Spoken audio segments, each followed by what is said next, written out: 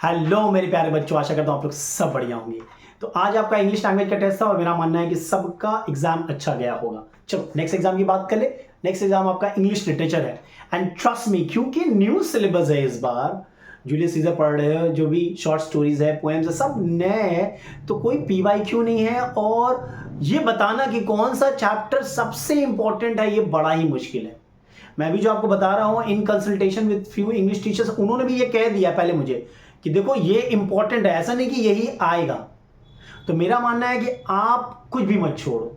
हालांकि मैं कुछ इंपॉर्टेंट चैप्टर्स और इंपॉर्टेंट एक्ट्स बताने वाला हूं, लेकिन अगर हो सके तो पूरा का पूरा करो। देखो 5 स्टोरी है, 5 पोएम है, अगर आप 4 अच्छे से करते हो, कोई सा भी 4 तो वहां से तो आना ही आना है। लॉ ऑफ प्रोबेबिलिटी, अगर 2 क्वेश्चन आ रहा है तो वहां से तो एक आएगा ही आएगा। किस्मत अच्छा हो तो दोनों आ गया आपका।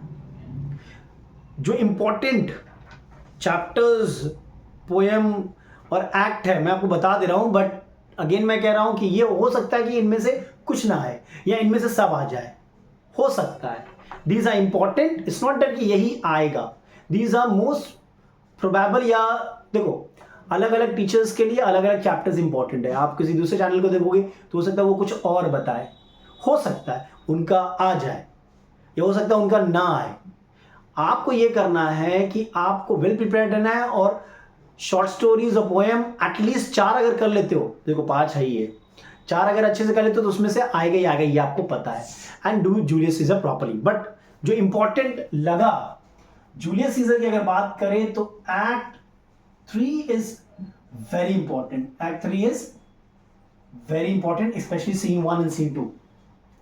उसके बाद एक्ट 5 सीन 5 इंपॉर्टेंट है। एक्ट 3 से मेरा मानना है कि क्वेश्चंस आ सकते हैं। This is the most important act as compare to act 3, act 4, act 5। देखो, हो सकता है कोई दूसरा टीचर बोले कि आपको एक्ट 4 इंपॉर्टेंट है, एक्ट 5 इंपॉर्टेंट है, हो ही सकता है, ठीक है। ओपिनियन में डिफर। तो जहां तक मेरा मानना है कि act 3 is very important, go through it properly. Act 3, act 4, act 5 सब करो। एक्ट 3 अच्छे से करना, बिकॉज कुछ भी मत छोड़ना वहां पे, क्योंकि मुझे लगता है वहां से आने की चांसेस है, ठीक है। अगर मैं बोल रहा हूं, हो सकता है मैं पूरा रॉन्ग हो जाऊं, नहीं आए कुछ वहां से, ठीक है। शॉर्ट स्टोरी की बात करें तो द पेडेस्ट्रियन, ठीक है, the last lesson and the elevator, ये दोनों बड़ा इंपॉर्टेंट है। The pedestrian and the last lesson, इन दोनों को अच्छे से करना, सभी करना अच्छे से अगर हो पाए तो। अगर समय है आपके पास, do all I should say. But मेरे हिसाब से ये दोनों तो बड़े ही इंपॉर्टेंट है। अगर मैं बोला 5 चैप्टर में से 4 करते तो लड़ेगा ही लड़ेगा आपका, ठीक है। पोएम की अगर बात करें हम, पोएम की अगर बात करें तो अ कंसिडरेबल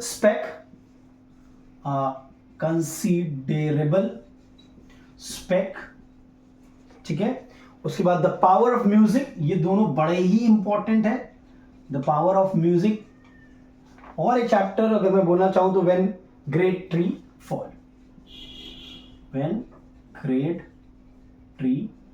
बट जिनको 80 में 80 लाना है, बिकॉज लिटरेचर में मैंने मिलते हुए देखा है 80 में 80।